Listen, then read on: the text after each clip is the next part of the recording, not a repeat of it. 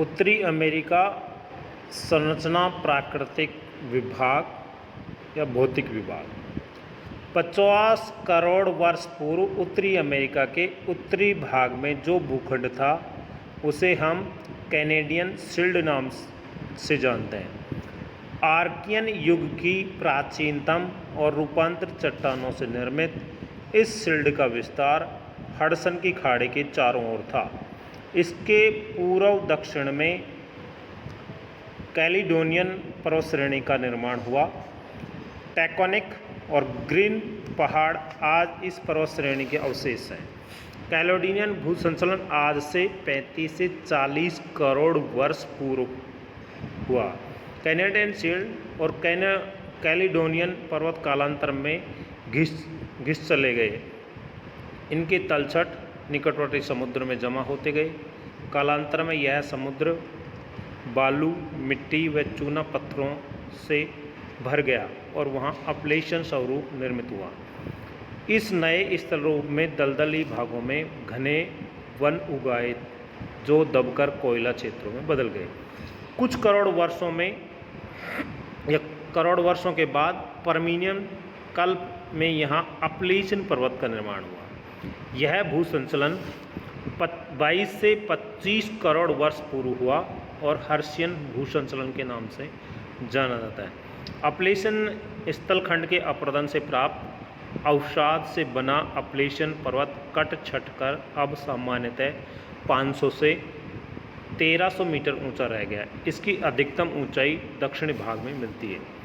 जूरेसिक कल्प में यह पर्वत घर्षित और समतल प्राय हो चला है।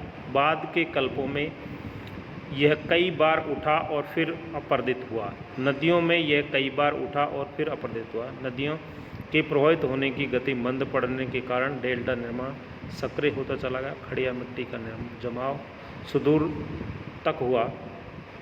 क्रेटेशियन कल्प आते आते पर्वत निर्माण क्रिया सक्रिय हो उठी और पश्चिमी भाग में बड़े स्तर पर पर्वत श्रेणियों का निर्माण हुआ। ये पर्वत अभी घिस नहीं पाए हैं। इस कारण उत्तरी अमेरिका की सर्वोच्च चोटी यही मिलती है। सर्वोच्च चोटी मैककिनले 6187 मीटर ऊंची है। संरचना और प्राकृतिक स्वरूप की दृष्टि से उत्तरी अमेरिका को 5 स्पष्ट भौतिक विभागों में बांटा जा सकता है। पहला है कैनेडियन शील्ड, दूसरा है अपलेशियन पर्वतमाला, तीसरा है रॉकी का पर्वतीय भाग या पश्चिमी कार्डेलेरा, चौथा है मध्यवर्ती व तटीय मैदान, पांचवा है सुदूर दक्षिण के उच्च प्रदेश और पश्चिमी द्वीप समूह। तो पहले का विस्तार से वर्णन करेंगे।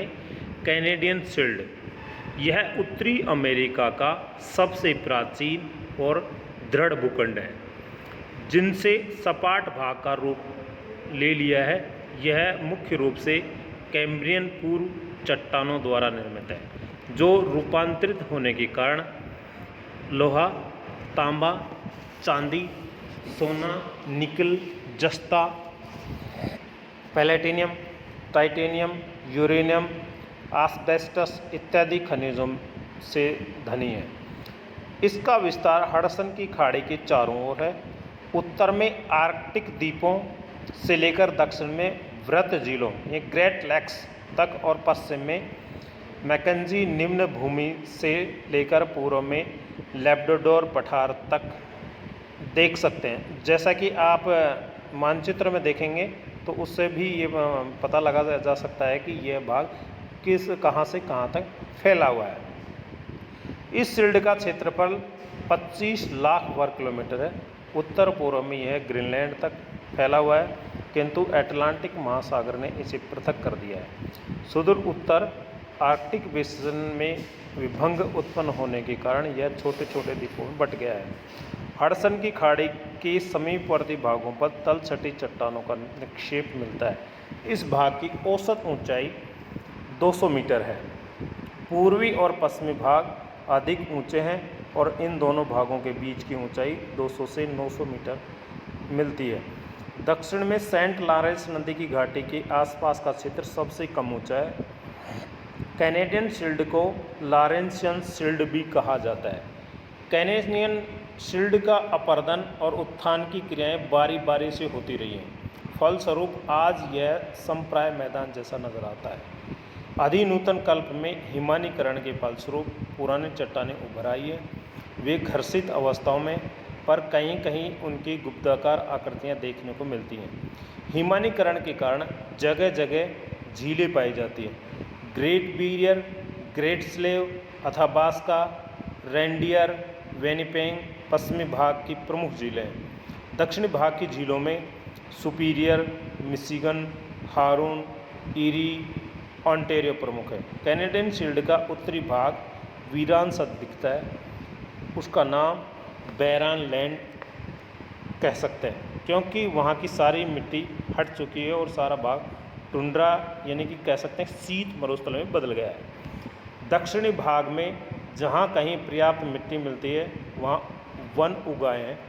हिमोड़ों के निक्षेप ने नदियों के मार्ग को अव्यवस्थित कर दिया है और सारा भूदृश्य अनाकर्षक लगता है। Thank you.